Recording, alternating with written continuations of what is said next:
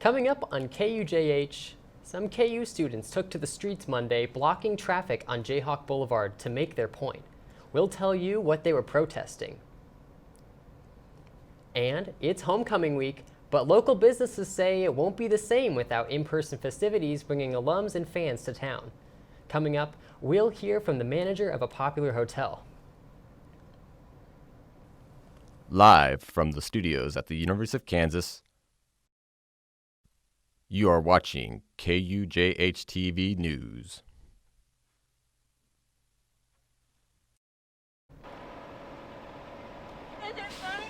Emotions were running high on the KU's campus following the grand jury's decision in the Breonna Taylor case.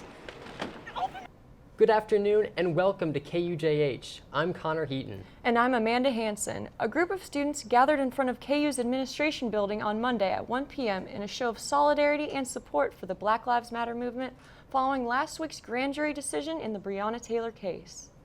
On Monday, following the verdict of the Breonna Taylor case, a group of students representing KU's Black student community came together in protest in front of Strong Hall.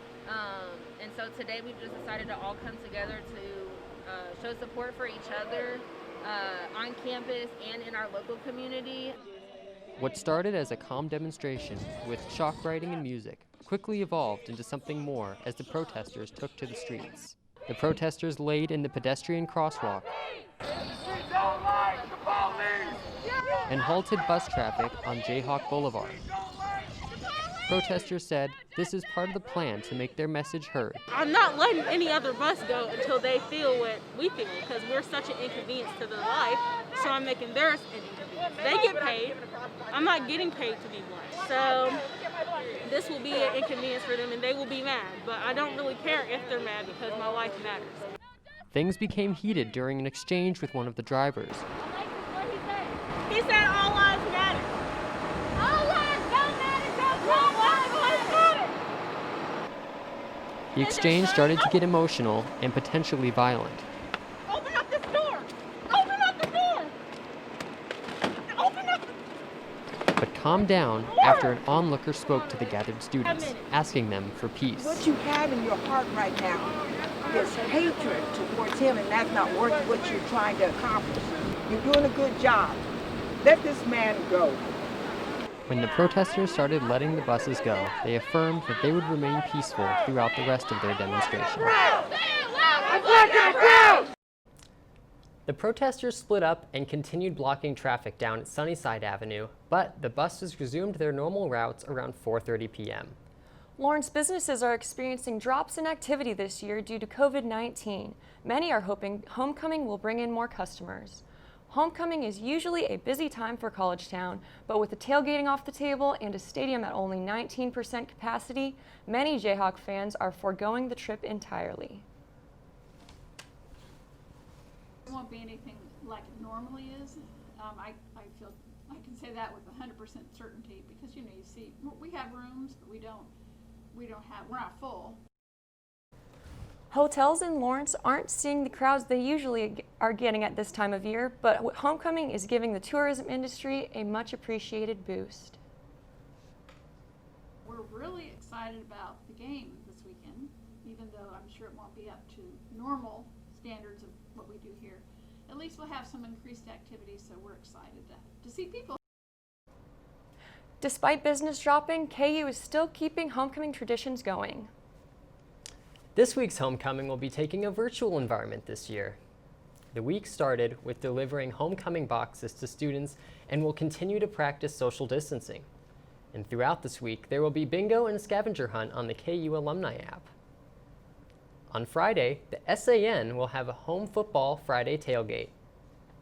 The Alumni Center will be serving the salty iguana to go.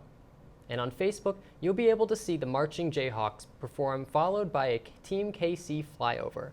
And then on Saturday, the Jayhawks will be playing against Oklahoma State Cowboys at 2:30. After the break, Carly Newcomb explores the options student voters have this year. I plan to vote on election day in person. Where you go to college makes a statement about you. This place will become a part of you. your identity for life.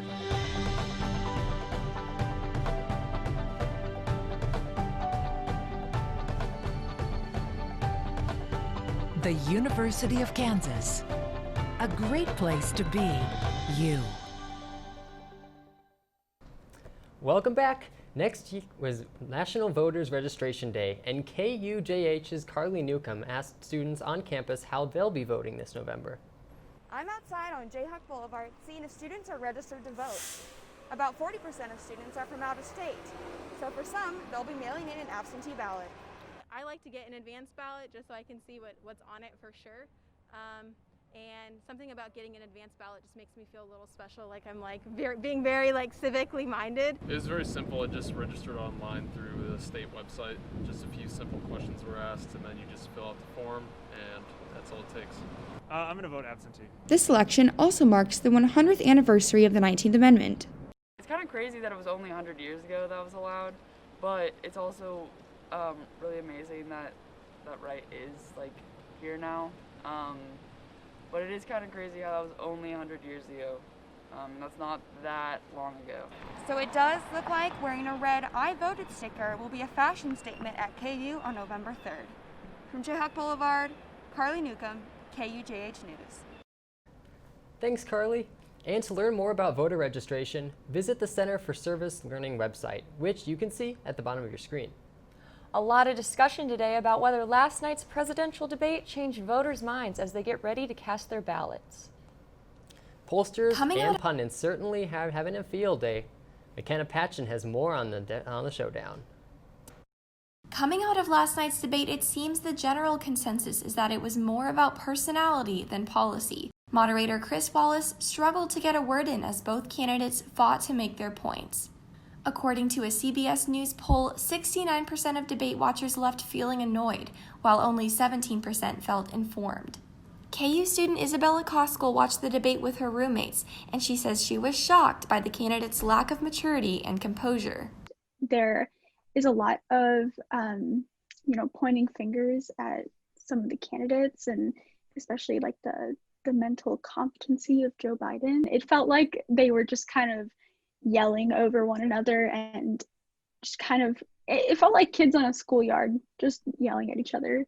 Isabella says she is still hopeful about the upcoming debates. I can't imagine what the next two debates are going to look like. I hope that the vice presidential debates are a little bit more coherent. For KUJH, this has been McKenna Patchen. And a prominent Jayhawk alum and former university vice chancellor, Reggie Robinson, passed away this week at the age of 63. Prior to attending law school at KU, Robinson was an active duty field artillery officer in the U.S. Army. He later served as president and CEO of the Kansas Board of Regents and chief of staff to the KU chancellor. Robinson held a variety of positions in the Department of Justice and in 1993 served under Attorney General Janet Reno. In 2014, Robinson came back to his Jayhawk roots, joining the School of Public Affairs and Administration as a professor and director. The Marching Jayhawks will perform at Robinson's funeral, honoring his request to have I'm a Jayhawk played in his honor. Those services will take place this Friday at St. John's Church in Lawrence. It's great to see just so many amazing leaders coming out of this university, and Reggie Robinson will be greatly missed. And coming up after the break, Courtney McMaster will take a look at this. I think these guys are looking forward to playing better.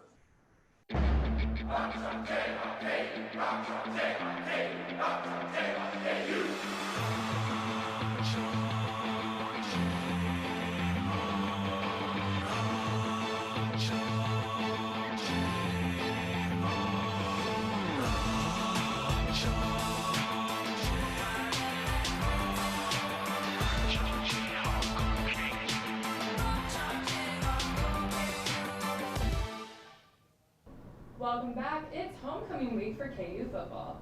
Jayhawks will return back to Memorial Stadium this Saturday afternoon to take on the Oklahoma State Cowboys. The Hawks have struggled to start the season, but head coach Les Miles is hopeful to see improvement in his team. I can tell you that there's a team that wants to play better. And as long as that's the case, that offensive line will be better than it was. And I like us. And so And lucky for students who want to cheer on the football team, Kansas Athletics announced yesterday that tickets are only $10. So buy those tickets and fill the booth this Saturday for the homecoming game. If you're a baseball fan, today is a dream come true. For the first time ever, the MLB is playing 8 playoff games throughout today. Whether you're an American League or National League fan, there's a wild card game for you. So far today, the Braves beat the Cardinals and Astros beat the Twins. And there's 4 other games going on right now on other channels. If you're a fantasy football fan, then get ready to make some roster changes for this weekend. The Tennessee Titans and Pittsburgh Steelers game for this Sunday has been postponed. The postponement follows 4 Titans players and 5 team personnel members testing positive for COVID-19. And the Tampa Bay Lightning defeated the Dallas Stars Monday to win the Stanley Cup. The championship marks the end of the longest NHL season ever. The Los Angeles Lakers and Miami Heat will face off tonight for the first game of the NBA Finals. Laker LeBron James is looking for his 4th championship against his former team. First tip will be at 8 p.m. Stay with us after the break to hear Kansas City Chiefs star Patrick Mahomes' big news. Where you go to college makes a statement about you. This place will become a part of you, your identity for life.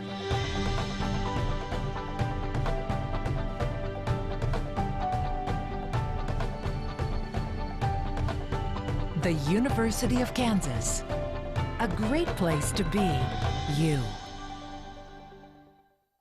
Welcome back to KUJH. I'm Faith Burling. The Chiefs will soon welcome a new member to the kingdom. Patrick Mahomes and his fiancée Brittany Matthews announced that they are expecting their first child. This announcement comes just a little under a month after their engagement announcement. On the flip side of that, though, Demi Lovato and Max Eric called off their engagement and are asking for space. Eric says he and his family have been receiving harassment from Lovato fans after the breakup. A source told E! News that Lovato is embarrassed by how Eric is acting and is glad to be distancing herself. The source also says that Eric is having a hard time accepting that the relationship is over. California Governor Gavin Newsom has signed a new bill, and it's called the Kobe Bryant Law. This bill will prevent first responders from taking unauthorized photos on fatal accident scenes. The new law follows Vanessa Bryant after she sued the Los Angeles County Sheriff after photos of the Kobe Bryant crash site were released by deputies. Anyone who breaks this will be fined up to $1,000 per offense. This new law will take effect on January 1st. That's a wrap for entertainment. Stay with us.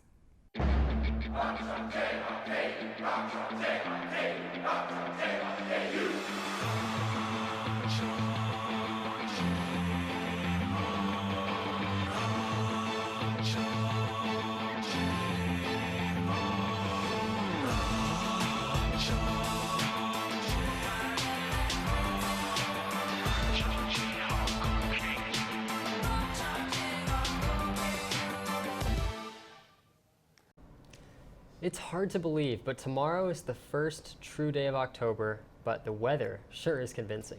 Yeah, I agree. I'm loving this cool fall weather. Adrian, are we going to keep seeing more of it?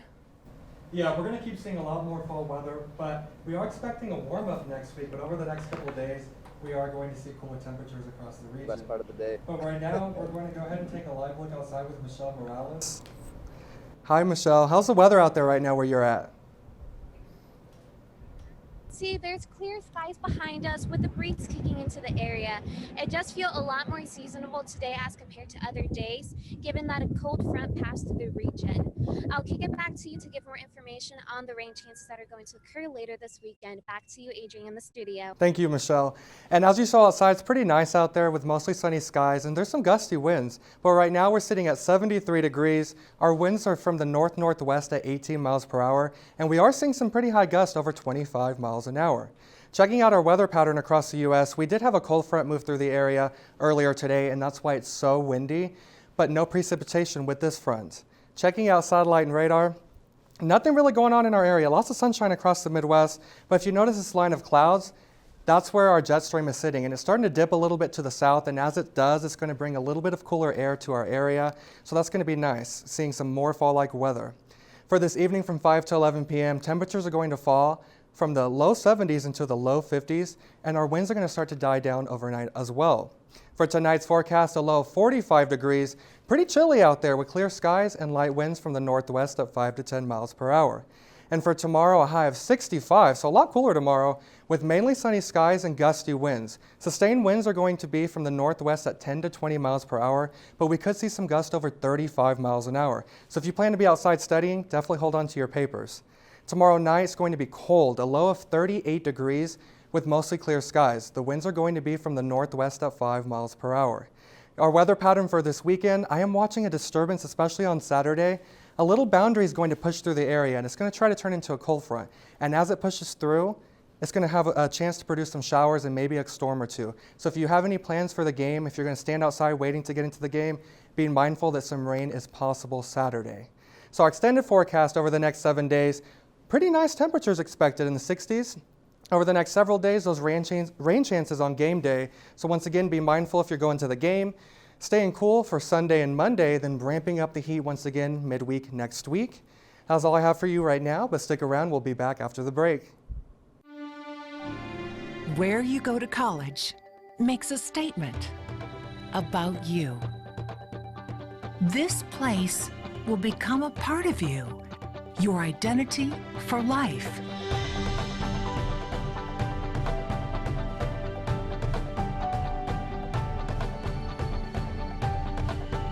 The University of Kansas, a great place to be you. Welcome back, and that's all we have for this week's KUJH, but before we end, we'll leave you with a live look at Jayhawk Boulevard full of folks enjoying that beautiful fall weather.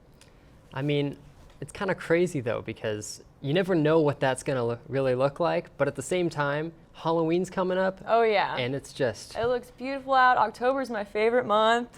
Me too. It's gonna be very exciting. It's gonna be weird to see how the social distancing affects Halloween, That's but true. It should be full of candy nonetheless. Should be good. Thank you so much, everybody. I'm Amanda Hansen. And I'm Connor Heaton. This is KUJH.